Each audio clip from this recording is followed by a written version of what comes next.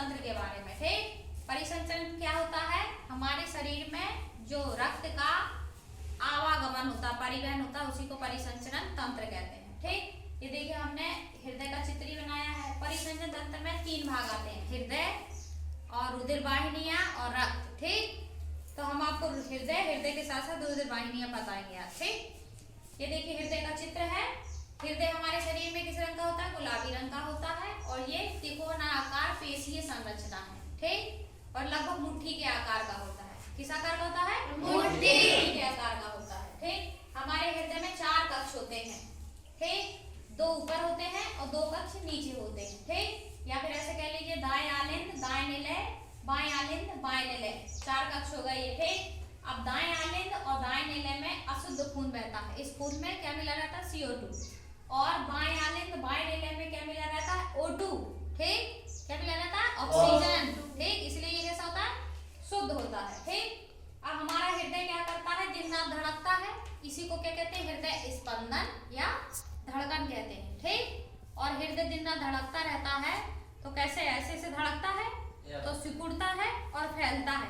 हृदय के सिकुड़ने को कहते हैं संकुचन और फैलने को शिथिलन कहते हैं। ठीक, सिकुड़ने को क्या कहते हैं? संकुचन। और फैलने को शिथिलन कहते हैं। ठीक, और हृदय जब हमारा क्या होता है? संकुचित होता है तो खून को क्या करता है? पंप करता है, यानी कि शरीर में भेजता है। ठीक, और जब हृदय का शिथिलन होता है तो फैल जाता है तो बाहर से हृदय में खून भर जाता है। ठीक, और 1 मिनट में मनुष्य का हृदय कितनी बार? 72 बार धड़कता है। ठीक, अब ये तो हृदय की काट के बारे में बता दिया। अब हृदय में कैसे खून पूरे शरीर में बहता है वो बताएंगे आपको। ठीक, हमारा आप जानते हैं कि हम मनुष्य क्या है? बहुकोशिकीय प्राणी है। मनुष्य का शरीर बहुत सारी कोशिकाओं का बना है। ठीक, अब बहुत सारी कोशिकाओं में दोनों खून है, शुद्ध अशुद्ध है।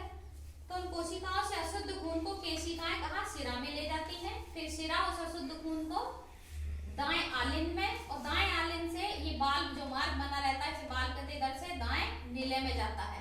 फिर वही अशुद्ध खून फुफ्फुस धमनी के द्वारा फेफड़े में जाता है। पिछली कक्षा में हमने आपको श्वसन तंत्र में फेफड़े के बारे में बताया था। इसमें O2 और CO2 का एक्सचेंज होता है, यानी फेफड़े में जाके हमारे जो अशुद्ध खून होता है उसमें ऑक्सीजन मिल जाती है तो क्या? शुद्ध हो जाता है।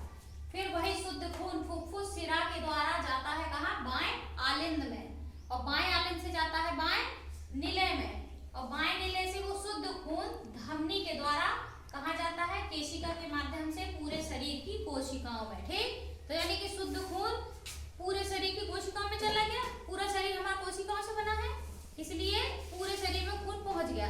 इसी प्रकार अशुद्ध खून सिराओं द्वारा हृदय में जाके फेफड़े में ऑक्सीजन मिल जाती है, और फिर वही फुफ्फुस सिरा द्वारा शुद्ध खून हो जाता है, फिर धमनी द्वारा पूरे शरीर में। इसी प्रकार ये दिन रात चक्र चलता रहता है। ठीक, इसी को क्या कहते हैं? परिसंचरण